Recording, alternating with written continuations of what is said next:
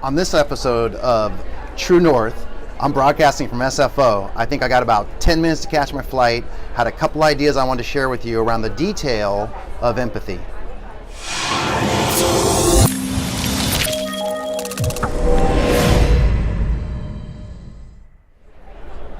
So let's talk about empathy. Empathy is one of the greatest ways that we show leadership. I was actually in an interview recently where a candidate was interviewing with me, and they gave me the quote that leadership is not about being in charge, it's about taking care of those in your charge. I think the key word there is care, because having empathy can be used for good or it could be used for bad, right? Putting yourself in someone else's shoes can be used for positive things and understanding them and showing them care and understanding their perspective, or it can be used in a way where you might want to manipulate them.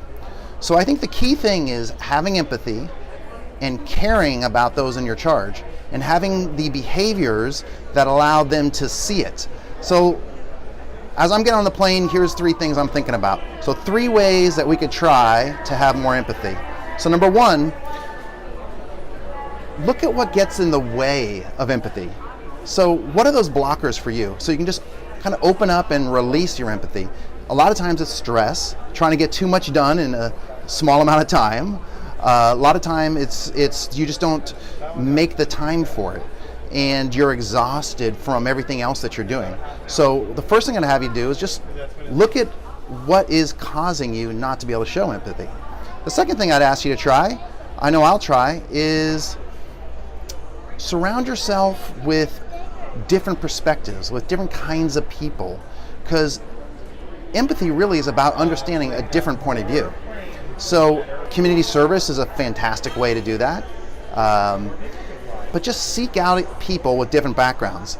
And then the third way you would do it is just make time for it. Express your priorities through your calendar. Express your priorities by the way that you schedule your time. Do some self-reflection and allow others to see that you are putting time forward for empathy. I'll give you a specific example. I'm running around in meetings on the road and in the office, and one of the people on my team just reached out and said, I'd just like to introduce myself to you and run you through my strategy. And I absolutely made sure to take time and to block everything else out, emails put away, and just listen to them and make sure I had enough time, because I wanted to express my priorities for him through the way that I used my time. So that's a couple things you can do that would help you get into the details of empathy. Give it a try.